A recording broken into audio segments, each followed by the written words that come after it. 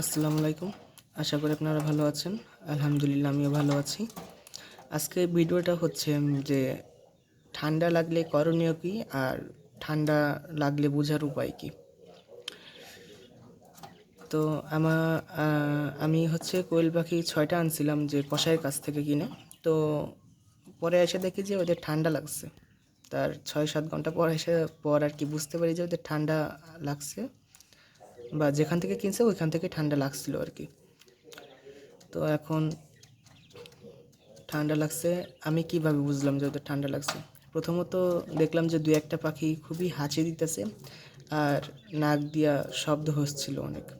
মানুষের ঠান্ডা লাগলে যেরকম নাক দিয়ে শব্দ হয়, ওদেরকে কানের কাছে আনলে ঠিক সেরকমই শব্দ হচ্ছিল। তারপরে আমি নাকে চাপ দিয়ে দেখি যে নাকে পানি। তার মানে বুঝলাম যে আমার কোয়েল পাখিগুলি ঠান্ডা লাগছে।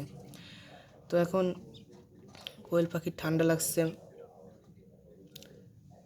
ওদেরকে সকালে আমি রোদে দিছি।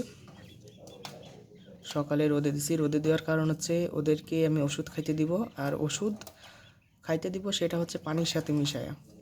রোদে দেওয়ার কারণে ওদের পিপাসা লাগছে, আর ওদের শুকনো খাবার দিছি, কোনো পানি দিই নাই, যেন ওদের পিপাসাটা বেশি লাগে আর খাবারটা ভালোভাবে খাইতে পারে। আর ওদেরকে আমি যে ওষুধটা দিব আর কি, ঠান্ডা লাগলে যে ওষুধটা আর কি আমি সাজেস্ট করি, বা আমি যে ওষুধটা খাওয়ায় ফল পাই, সেটা হচ্ছে মাইক্রোনিট। 2টা ওষুধ, একটা হচ্ছে মাইক্রোনিট আর একটা হচ্ছে আপনার ডক্সিসাইক্লিন বা ডক্সিভেট। এই 2টা ওষুধ খাইতে দিই আর কি। যদি আমার মুরগির ঠান্ডা লাগে তাহলে এই 2টা ওষুধ 3 দিন খাইতে দিই। তো ইনশাল্লাহ দেখি যে 4র্থ দিনে আর কি ওরা সুস্থ হয়ে যায়।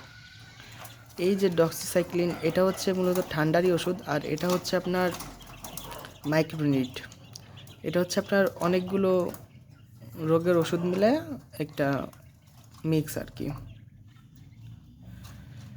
অ্যান্টিবায়োটিকের কাজ করে এই জিনিসটা, এটাও একটা অ্যান্টিবায়োটিক।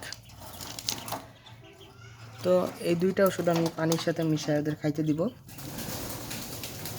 আর মূলত ওদের 3 দিন খাইতে দিব একটানা। 3 দিন দেওয়ার কারণে ওদের যে ঠান্ডা লাগবে ওটা হচ্ছে সাইরা যাবে আশা করি, যদি আল্লাহ চায়। তো আপনাদের পাখি যদি ঠান্ডা লাগে তাহলে এই 2টা ওষুধ খাওয়াই দিন। 3 দিন এই 2টা ওষুধ খাওয়াইন, ইনশাল্লাহ ওরাও ঠিক হয়ে যাবে। আর অবশ্যই এই ওষুধ খাইতে দিতে হবে পানিতে, আর পানি পাখির সামনে তখন পানি রাখা যাবে না যখন আপনারা এটা খাইতে দিবেন। তার 3 ঘন্টা বা 4 ঘন্টা আগে থেকে আপনাকে পানি সরায় রাখতে হবে, যেন ওরা কোনো পানি খাইতে না পারে। ওরা যখনই প্রথম পানিটা খাবে তখনই যেন ওষুধওয়ালা পানিটা খায়, তাহলে ভালো কাজে দিবে আর কি। তো সবাই ভালো থাকবেন। আর একটা লাইক করে দিন, ভিডিওতে লাইক করে দিলে ভিডিওটা অনেকজনের কাছে পৌঁছায় দেয় ইউটিউব অ্যালগরিদম। তো সবাই ভালো থাকবেন, চ্যানেলটা সাবস্ক্রাইব করেন। আল্লাহ হাফিজ।